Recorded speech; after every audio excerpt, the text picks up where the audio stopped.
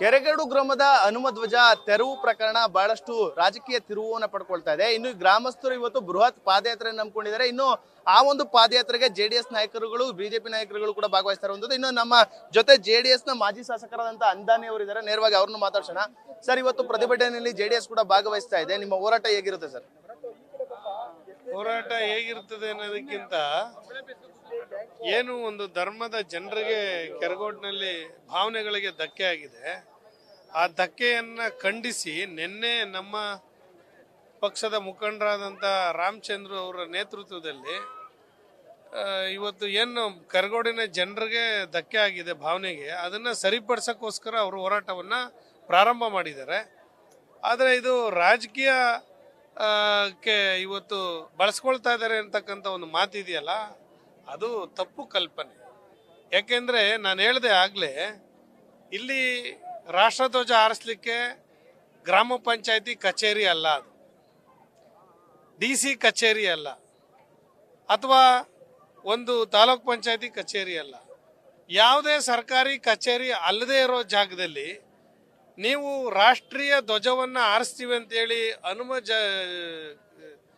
ಬಾವುಟ ಇರೋ ಜಾಗದಲ್ಲಿ ಇಳಿಸಿ ಹಾರಿಸಿದಿರಲ್ಲ, ನೀವೇ ರಾಷ್ಟ್ರೀಯ ಬಾವುಟಕ್ಕೆ ಅಪಮಾನ ಮಾಡಿದಿರಿ ಅಂತಕ್ಕಂಥದ್ದನ್ನ ಹೇಳಲಿಕ್ಕೆ ಬಯಸ್ತಾ ಇದ್ದೆ. ಅಲ್ಲ, ಒಂದ್ ಕಡೆ ಅವ್ರು ಹೇಳ್ತಾ ಇದಾರೆ ರಾಜಕೀಯವಾಗಿ ಈ ಒಂದು ಬಿಜೆಪಿ ಬೇಳೆ ಬೇಯಿಸ್ಕೊಳ್ಳುವಂತ ಕೆಲಸ ಮಾಡ್ತಾ ಇದೆ, ಅದ್ರ ಜೊತೆಗೆ ಜೆಡಿಎಸ್ ಕೂಡ ಸೇರಿದೆ ಅನ್ನೋ ಆರೋಪನ ಇಲ್ಲಿನ ಸ್ಥಳೀಯ ಕಾಂಗ್ರೆಸ್ ಶಾಸಕರು ಹೇಳ್ತಾ ಇದಾರೆ, ಮತ್ತು ಸಿದ್ದರಾಮಯ್ಯನವರು ಕೂಡ ಅದೇ ಮಾತುಗಳನ್ನ ಹೇಳ್ತಾ ಇದಾರೆ. ಇಲ್ಲಿ ಬಿಜೆಪಿ JDS ಕಾಂಗ್ರೆಸ್ ಅನ್ನೋ ಪ್ರಶ್ನೆ ಅಲ್ಲ. ಎಲ್ಲರ ಹತ್ರನೂ ಚಂದ ಎತ್ತಿದ್ದಾರೆ. ಕಾಂಗ್ರೆಸ್ ಅವರು ಕೊಟ್ಟಿದ್ದಾರೆ, JDS BJP ಅವರು ಕೊಟ್ಟಿದ್ದಾರೆ. ಹಾಗಾಗಿ ಆ ಎಲ್ಲ ಹಣವನ್ನು ಕ್ರೋಢೀಕರಿಸಿ ಧ್ವಜ ಸ್ತಂಭವನ್ನು ಸ್ಥಾಪನೆ ಮಾಡಿದ್ದಾರೆ. ಮತ್ತು ಹನುಮ ಬಾವುಟವನ್ನು ಆರಿಸಿದ್ದಾರೆ. ಅದು ಖಾಸಗಿ ಜಾಗ, ಅಲ್ಲಿ ಯಾವುದೇ ಸರ್ಕಾರಿ ಕಟ್ಟಡಗಳಿಲ್ಲ.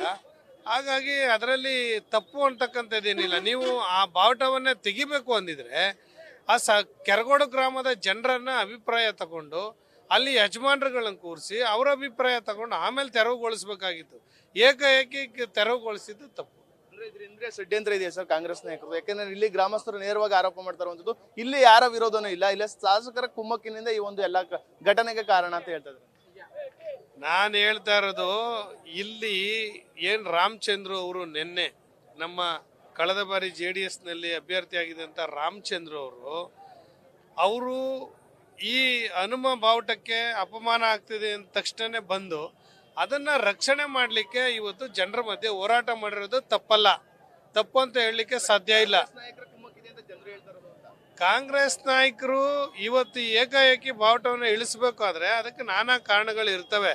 ಅದೆಲ್ಲ ಮಾಡಿರೋದು ತಪ್ಪು. ರಾಷ್ಟ್ರಧ್ವಜಕ್ಕೆ ಇವರೇ ಅಪಮಾನ ಮಾಡಿದ್ದಾರೆ. ಇಲ್ಲಿ ರಾಷ್ಟ್ರಧ್ವಜವನ್ನು ಹಾರಿಸ್ತಕ್ಕಂಥ ಜಾಗನೂ ಅಲ್ಲ ಇದು.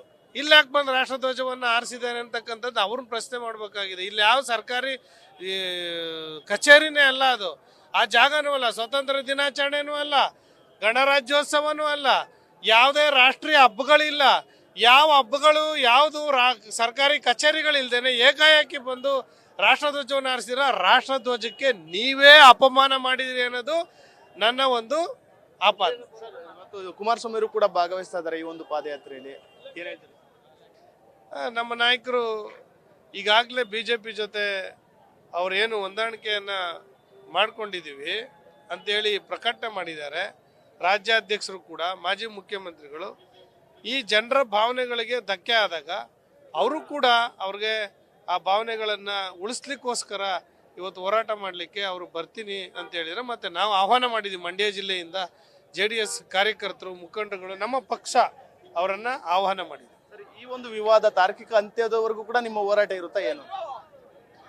ನಮ್ಮದು ಏನಿಲ್ಲ, ಏನು ಬಾವುಟ ಇತ್ತು ಅದನ್ನು ಆ ಜಾಗದಲ್ಲಿ, ಯಾಕೆಂದರೆ ಆಂಜನೇಯನ ದೇವಸ್ಥಾನ ಇದೆ, ದೇವಸ್ಥಾನದ ಮುಂದೆ ದೇವರನ್ನ ಬಾವುಟವನ್ನು ಹಾಕ್ಕೊಂಡಿದ್ದಾರೆ. ಅದು ತಪ್ಪು ಅಂತ ಹೇಳಲಿಕ್ಕಾಗೋದಿಲ್ಲ. ಅದಕ್ಕೋಸ್ಕರ ಮತ್ತೆ ಅದನ್ನು ಮರು ನಿರ್ಮಾಣ ಮಾಡಬೇಕು. ಮತ್ತು ಯಾವ ಧರ್ಮಕ್ಕೆ ಧಕ್ಕೆ ಆಗಿದೆ ಆ ಧರ್ಮದ ಜನರ ಭಾವನೆಗಳಿಗೆ ಅದನ್ನು ಸರಿ ಮಾಡ್ತಕ್ಕಂಥ ಕೆಲಸಕ್ಕೋಸ್ಕರನೇ ಇವತ್ತು ಪಾದಯಾತ್ರೆ ಮಾಡ್ತಿರ್ತಾರೆ. ಇಷ್ಟು JDS ನ ಮಾಜಿ ಶಾಸಕರಾದಂತಹ ಕೆ ಅನ್ನದಾನಿ ಅವರ ಮಾತಾಗಿರುವಂತದ್ದು. ಕ್ಯಾಮ್ರಾ ಪರ್ಸನ್ ಹರ್ಷಿ ಜೊತೆ Nandish, news first, Keragodu. News first ನಿರ್ಭೀತಿಯಿಂದ ನಿಮ್ಮ ಪರವಾಗಿ.